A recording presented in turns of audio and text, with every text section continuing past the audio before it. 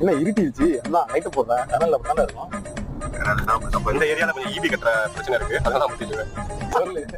சரியான காமெடியான இருட்டுல சொல்லிட்டியா. இப்ப நம்ம போறோம்ல அட்லாண்டிஸ் வாட்டர் பார்க், அதை பத்தி நீ மொபைல்ல சர்ச் பண்ணி பாத்துருக்கியா?